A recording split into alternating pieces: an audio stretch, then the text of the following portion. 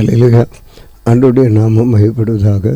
பரலோக பிதாவே, இந்த வேளையில் இந்த வேத வாசிக்கும் நிகழ்ச்சி எங்களுக்கு நீர் ஆசீர்வதிக்கும்படி உம்மை நோக்கி பார்க்கிறோம். ஆண்டவர் எங்களோடு இருந்து இது ஆண்டவர் உமக்கு நாம மகிமைக்காக இதை பயன்படுத்தும்படி ஒப்புக் கொடுக்கிறோம். இயேசு கிறிஸ்துவின் நாமத்தில் வேண்டிக் கொள்கிறோம் பிதாவே, ஆமென். அன்பு நேயர்களே, இன்றைக்கு நாம் வாசிக்க வேண்டிய வேதபதி உபாகமத்தின் புத்தகம் 25ஆம் அதிகாரம். மனிதருக்குள்ளே நான் வழக்குண்டாக அவர்கள் நியாயம் விசாரிக்கப்பட்ட நியாயஸ்தலத்தில் வந்தால் நியாயாதிபதிகள் நீதிமான் என்றும் குற்றவாளி என்று தீர்க்க கடவர்கள். குற்றவாளி அவருக்கு பாத்திரமானால் நியாயாதிபதி அவனை கீழே கிடக்க பண்ணி அவன் குற்றத்திற்கு தக்கதாக தனக்கு முன்பாக கணக்கின்படி அவனை அடிப்பிக்க கடவன். அவனை 40 அடி வரைக்கும் அடிக்கலாம். அவனை அதிலும் அதிகமாக அடிக்கிறதுனால் உன் சகோதரன் உன் கண்களுக்கு முன்பாக நீசனாய் தோன்றுவான். அதனால் அவனை அதிகமாக அடிக்க வேண்டாம். போரடிக்கிற மாட்டை வாய்க்கட்டாயாக சகோதரர் ஒன்றாய் குடியிருக்கும்போது அவர்கள் ஒருவன் புத்தர் சந்தானம் இல்லாமல் மறித்தால் மருத்துவனுடைய மனைவி புறத்தில் இருக்கிற தேவனுக்கு மனைவி கூடாது. அவருடைய புருஷன் சகோதரன் அவனை தனக்கு மனைவியாக கொண்டார்.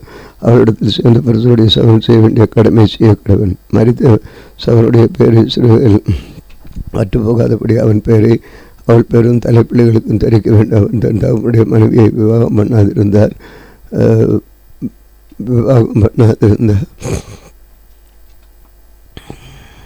அந்த மனைவி வாசல் கூடிய மூப்பரிடத்திற்கு போய் தன் புருஷனுடைய சகோதரனுடைய பேரை இஸ்ரவேலில் நிலைக்க பண்ண மாட்டேன் என்கிறார். புருஷனுடைய சகோதரன் செய்ய வேண்டிய கடமை செய்ய அவன் மனதில் இருக்கிறான் என்று சொல்வாளாக.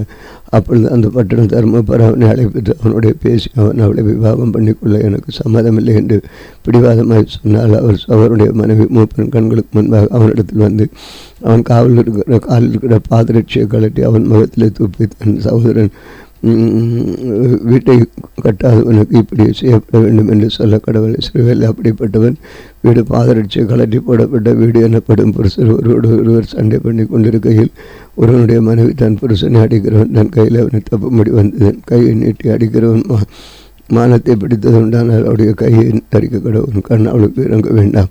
உன் பையிலே பெரிதும் சிறிதுமான பலவித நிறை கற்களை வைத்திருக்க வேண்டாம். உன் வீட்டிலே பெரிதும் சிறிதுமான பலவித படிகளையும் வைத்திருக்க வேண்டாம். உன் தேவனாகிய கர்த்தருக்கு கொடுக்கும் நாட்களில் நீடித்திருக்கும்படி குறையற்ற சுமத்திரையான நிறைகளும் குறையற்ற சுமத்திரையான படியும் உன்னிடத்தில் இருக்க வேண்டும். இவை முதல் அநியாயத்தை செய்கிறவன் எவனும் தேவனாகிய கர்த்தருக்கு அருவருப்பானவன்.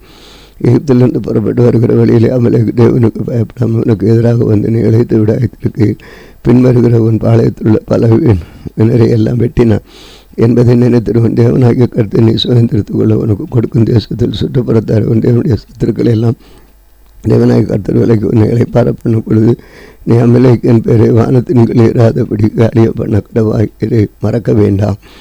அதிகாரம் 26. உன் தேவனாகிய கர்த்தவனுக்கு சுதந்திரமாக கொடுக்கும் தேசத்தினை அவனை போய் சேர்ந்து அதை கட்டிக்கொண்டு வாசம் பண்ணும் பொழுது உன் தேவனாகிய கர்த்தவனுக்கு கொடுக்கும் இந்த தேசத்தில் நீ பயிரிடும் நிலத்தின் கனிகள் எல்லாம் முந்தின பலனை எடுத்து குடையில வைத்து உன் தேவனாகிய கர்த்தர் தமது தெரிந்து கொண்டிருக்கும் ஸ்தானத்திற்கு போய் அந்நாட்களில் இருக்கும் ஆசாரியனிடத்தில் சென்று அவனை நோக்கி கர்த்தர் எங்களுக்கு கொடுக்க நம்முடைய பிதாக்களுக்கு ஆணையிட்டு தேசத்தில் வந்து சேர்ந்து என்று என்னுடைய தேவனாகிய கர்த்தருடைய சந்தையில் அறிக்கையிடுகிறேன் என்பாயாக.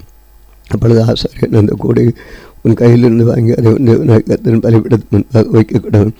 அப்பொழுது நீ உன் தேவனாகிய கர்த்தருடைய சந்நிதியில் நின்று வசனத்தை சொல்ல வேண்டியது என்னவென்றால், என் தகப்பன் அழுகு நேரான சிறிய தேசம் அவன் கொஞ்சம் ஜனங்களுடைய யுத்துக்கு போய் அவ்விடத்தில் பரதேசியாக சஞ்சரித்து அங்கே பெரிய பலத்தை திரட்சியான ஜாதியார் எங்களை ஒடுக்கி எங்களை சிறுமைப்படுத்தி எங்கள் கடினமான வேலையை சுமத்தின பொழுது எங்கள் பிதாக்கள் தேவனாகிய கர்த்தரை நோக்கி கூப்பிட்டோம். கர்த்தர் எங்கள் சத்தத்தை கேட்டு எங்கள் சிறுமையும் எங்கள் வருத்தத்தை எங்கள் ஒடுக்கத்தையும் பார்த்து எங்கள் பலத்த கையினாலும் ஓங்கிய பயத்தினாலும் மகாபரங்கமலும் அடையாளங்களின் அற்புதங்களினால் எகிப்திலிருந்து புறப்பட பண்ணி எங்களை இவ்விடத்துக்கு அழைத்து வந்து பால்ந்தேனும் ஓடுகிற தேசமாகி இந்த தேசத்துக்கு எங்களுக்கு கொடுத்தார். இப்பொழுது இதோ கர்த்தாவே தேவரீர் எங்களுக்கு எனக்கு கொடுத்த நிலத்தினுடைய கனிகள் முதற் பலனை கொண்டு வந்தேன் என்று சொல்லி அதை உன் தேவனாகிய கர்த்தருடைய சந்நிதியில் வைத்து உன் தேவனாகிய கர்த்தர் சந்நிதியில் பணிந்து நீ லேவியன் உன்னிடத்தில் இருக்கிற பரதேசம் தேவனாகிய கர்த்தர் உனக்கு உன் வீட்டாருக்கும் அனுக்கிரகம் பண்ணின சகல நன்மைகளிலிருந்து சந்தோஷப்படுகிறீர்களாக. தசமபாகம் செலுத்தும் வருஷமாகிய 3ஆம் வருஷத்திலே நீ வரத்தில் எல்லாம் 10 எடுத்து லேவியனும் பரதேசத்தை கட்ட பிள்ளையும் விதவையும் உன் வாசல் பசித்து திருப்தியாகும்படி அவர்களுக்கு கொடுத்து தீர்த்த பின்பு நீ உன் தேவனாகிய கர்த்தருடைய சந்நிதியில் போய் அவரை நோக்கி தேவரீர் எனக்கு கொடுத்த எல்லா கட்டளையின்படி நான் பரிசுத்தமான பொருளை என் வீட்டிலிருந்து எடுத்து வந்து லேவியனுக்கும் பரதேசிக்கும் திக்கட்ட பிள்ளைக்கும் விதவைக்கும் கொடுத்தேன். நம்முடைய கட்டளைகளில் ஒன்றை நான் மீறவும் இல்லை மறக்கவும் இல்லை. நான் துக்கம் கொண்டாடும் போது அதில் புசிக்கவும் இல்லை, தீட்டான காரியத்துக்கு அதில் ஒன்றை எடுக்கவும் இல்லை, இளவு காரியத்துக்கு அதில் ஒன்றை படைக்கவும் இல்லை. என் தேவனாகிய கர்த்தன் சத்தத்துக்கு கீழ்ப்படிந்து தேவரே நான் கட்டளையிட்டபடி சகலம் செய்தேன். நீர் உமது பரிசுத்த பரலோகத்தில் நோக்கி பார்த்து உமது ஜனங்களாக இஸ்ரவேலின் நீர் எங்கள் பிதாக்களுக்கு ஆணையிட்டபடி எங்களுக்கு கொடுத்த பாலும் தேனும் ஓடுகிற தேசத்தையும் ஆசீர்வாதத்தையும் என்று சொல்வாயாக. என்ற கட்டளையின்படி நியாயத்தின்படியும் நீ செய்யும்படி என்று நான் உன் தேவனாய் கர்த்தருடன் கட்டளையிடுகிறார். ஆகையால் உன் முழு இதயத்தோடு உன் முழு ஆத்மாவோடு அவளை காத்து நடக்க கடவாய். கர்த்தர் எனக்கு தேவனாயிருப்பான் என்று நான் அவர்களை நடந்தவர் கட்டளையின் கற்பனையின்படி அவர் நியாயங்களை கை கொண்டு அவர் சத்தத்துக்கு கீழ்ப்படிவேன் என்று இன்று நீ அவருக்கு வாக்கு கொடுத்தாய். கர்த்தர் உனக்கு வாக்கு கொடுத்து அந்த சொல்லியிருக்கிறபடி நீ என்னுடைய கட்டளையின்படி எல்லாம் கை கொண்டால் எனக்கு சொந்த ஜனமாயிருப்பாய் என்றும் நான் உண்டு எல்லா ஜாதிகளை பார்க்கலும் புகழ்ச்சியிலும் கீர்த்தியிலும் மகிமையிலும் உன்னை சிறந்திருக்கும்படி செய்வேன் என்றும் நான் சொன்னபடி நான் உன் தேவனாய் கர்த்தர் எனக்கு பரிசுத்த ஜனமாயிருப்பேன் என்றும் அவர் என்று உனக்கு சொல்லுகிறார் என்றான். அதிகாரம் 27. பின்பு மோசே இஸ்ரவேல் மக்களோடு கூட இருக்கையில் ஜனங்களை நோக்கி, நான் இன்று உங்களுக்கு விதிக்கிற கட்டளைகளை எல்லாம் கை கொள்ளுங்கள். உன் தேவனாகிய கர்த்தர் உங்களுக்கு கொடுக்கும் தேசத்தினை போக யோர்தானை கடக்கும் நாளிலே பெரிய கல்லுகளை நட்டி அவைகளை சார்ந்து போச்சு. தேவனாகிய கர்த்தர் உனக்கு சொன்னபடி உனக்கு கொடுக்கும் பாலந்தனோடு தேசத்தில் பிரவேசிக்கும் மணியை கடந்து போன பின்பு இந்த நியாயப்பிரமாண வார்த்தைகளை அவைகளில் எடுத்த கடவாய். மேலும் நீங்கள் யோர்தானை கடந்து நான் உங்களுக்கு கட்டளையிட்டபடி அந்த கல்லுகளை வால்மலையில் நாட்டி அவைகளை சார்ந்து பூசி அங்கே இருப்பாயுதம்படாத கற்களாலே உங்கள் தேவனாய் கர்த்தருக்கு ஒரு பலிபிடத்தை கட்ட கடவாய். நீ உன் தேவனாய் கர்த்தன் பலிபிடத்தை மூலம் கற்களாலே கட்டி அதன் மேல் உன் தேவனாய் கர்த்தருக்கு சர்வாங்க வெளியே சமாதான வெளியிட்டு தேவனுடைய கருத்து சந்திப்பு சித்துக்கிட்டு சந்தோஷமாக அந்த கல்லுகளில் இந்த நியாயப்பிரமாண வார்த்தைகள் எல்லாம் தொடக்கமாக எழுத கடவாய் என்று கட்டளையிட்டான்.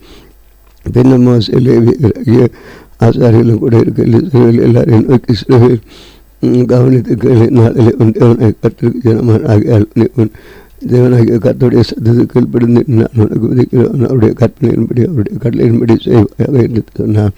மேலான நாளிலே மோசே ஜனங்களை நோக்கி, நீங்கள் யோர்தானை கடந்து ஜனங்களை ஆச்சரிக்கப்படி கர்சியம் மலையிலே சிமியோன் லேவி யூதா சகர் யோசேப் பென்யமீன் என்னும் கோத்திரங்கள் இருக்க வேண்டும்.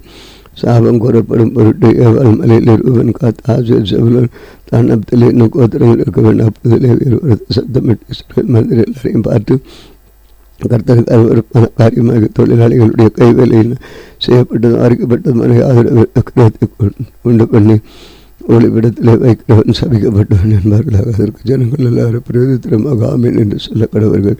தன் தகவன் என்று ஆயந்தோசுகிறவன் சபிக்கப்பட்டவன் என்பார்களாக. ஜனங்கள் எல்லாரும் ஆமீன் என்று சொல்லப்படுவார்கள். பிறனுடைய எல்லைக்குரிய ஒட்டி போடுகிறவன் சபிக்கப்பட்டவன் என்பார்களாக. ஜனங்கள் எல்லாரும் ஆமீன் என்று சொல்லப்படுவன். உடனே வழி தப்ப செய்கிறவன் சபிக்கப்பட்டவன் என்பார்களாக. ஜனங்கள் எல்லாரும் ஆமீன் என்று சொல்லப்படுவார்கள். பரதேசி துக்கட்டவன் ஆகியோருடைய நியாயத்தை பொருட்டுகிற சபிக்கப்பட்டவன் என்பார்களாக. ஜனங்கள் எல்லாரும் ஆமீன் என்று சொல்லப்படுவார்கள். தன் தகப்பன் மனைவியோட சயனிக்கிறவன் தன் தகப்பனுடைய மானத்தை திறந்தபடியினாலே சபிக்கப்பட்டவன் என்பார்களாக. ஜனங்கள் எல்லாரும் ஆமீன் என்று சொல்லப்படுவார்கள். யாதொரு மிருகத்தோட புணர்ச்சிகிறவன் சபிக்கப்பட்டவன் என்பார்களாக. ஜனங்கள் எல்லாரும் ஆமீன் என்று சொல்லப்படுவார்கள். தன் தகப்பனுக்காவது தாய்க்காவது குமார்த்தியாவது தன் சகோதரியோடு சயனிக்கிறவன் சபிக்கப்பட்டவன் என்பார்களாக. ஜனங்கள் எல்லாரும் ஆமீன் என்று சொல்லப்படுவார்கள். தன் மாமியோடைய சயனிக்கிறவன் சபிக்கப்பட்டவன் என்பார்களாக. ஜனங்கள் எல்லாரும் ஆமீன் என்று சொல்லப்படுவார்கள். ஒளிப்படத்தில் பிறனை கொலை செய்கிறவன் சபிக்கப்பட்டவன் என்பார்களாக. ஜனங்கள் எல்லாரும் ஆமீன் என்று சொல்லப்படுவார்கள். குற்றமில்லாதவனை கொலை செய்யும்படி வரிதானம் வாங்குறவன் சபிக்கப்பட்டவன் என்பார்களாக. ஜனங்கள் எல்லாரும் ஆமீன் என்று சொல்லப்படுவார்கள். இந்த நியாயப்பிரமாண வார்த்தைகளை எல்லாம் கை கொண்டு நடவாதவன் சபிக்கப்பட்டவன் என்பார்களாக. ஜனங்கள் எல்லாரும் ஆமீன் என்று சொல்லப்படுவார்கள். ஆம், வாசிக்க வேண்டிய வாசித்தோம். தொடர்ந்து செவிப்போம். அன்பின் ஆண்டவரே, இந்த வேளையிலும் நீ கொடுத்த இந்த வேத பகுதிக்காக உமக்கு ஸ்தோத்திரம். உம்முடைய நாமம் மையப்படட்டும். பரிசுத்த ஆவியானவரை கூட இந்த வழி நடத்தி இந்த நாளை தந்ததுக்காக உமக்கு நன்றி தெரிவிக்கிறோம். உமக்கு எம் கனவு செலுத்துகிறோம். இயேசு கிறிஸ்துவின் நாமத்தில் வேண்டிக் கொள்கிறோம் பிதாவே, ஆமென். இந்த நாளிலும் எங்களுக்கு விரோதமாக கிரியை செய்கிற சகல அந்தகார வல்லமையின் ஆவிகளை நாமத்தில் கடிந்து கட்டுகிறோம். ஆமென், ஆமென்.